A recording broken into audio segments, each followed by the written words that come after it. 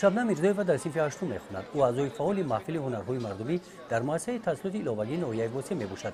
شبنم خواهشی از نزدیک شناسایی با هنرهای مردمی را دارد. در این سمت معلمان و والدانش با او کمک میرسانند. ما جوانان خوشحال از آن هستیم که امسال با فرمان اساسگذار صلح و وحدت پیشوای ملت محترم امام علی رحمان سال رشد سیاحی و هنرهای مردمی اعلان شده است. بیبی از آن جمله بیبی من زیادتر با چکندوزی چادردوزی مشغول است. من این کسب بیبیم را خیلی زیاد دوست می‌دارم و می‌خواهم که این را از خود نمایم. بیبی من هم به من همچون شاگرد بهترین خود این هنرها را به من یاد می‌دهند. حتی تکرار به تکرار این هنرها را به من یاد می‌دهند. می‌گویند که از دوران قدیم و لیان این هنرها بهترین هنرها بودند که زن‌ها و دختران با این کارها مشغول بودند و این هنرها را خیلی زیاد دوست می‌دارند. ما از پیشوای ملت خود خیلی می‌نداریم که این هنرهای مردمی را باز کشاده نمودن، یعنی برای ما جوانان پیشکش نمودن.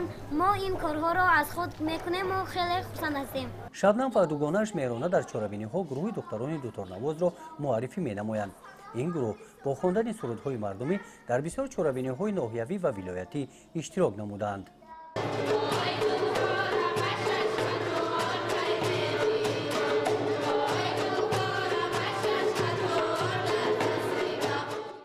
با مقصد جلب نورسان به هنرآموزی، تربیت نمودن آنها در روحیه وطن پرستی و جلب آنها به مشغولیت‌های بیرون از مکتبی در ناحیه مؤسسه تحصیلات ایلاوگی کارهای زیادی را به انجام می‌رساند. با اقدام این مؤسسه روزهای تعطیل زمستانه مکتبیان در مرکز ناحیه نمایش کارهای ایجادی نورسان دایر گردید. رسم‌های پیشنهاد نموده اعضایان محفل رسومانی نورس طبیعت زیبای تاجیکستان وحدت و یگانگی را انعکاس می‌کردند. این دختران باشند طرز تیار نمودن طعام‌های ملی را پیشکش نمودند. این نمایش بعد تماشا و بررسی از جانب ماموریت شعبه معارف ناحیه بهای بلند گرفت.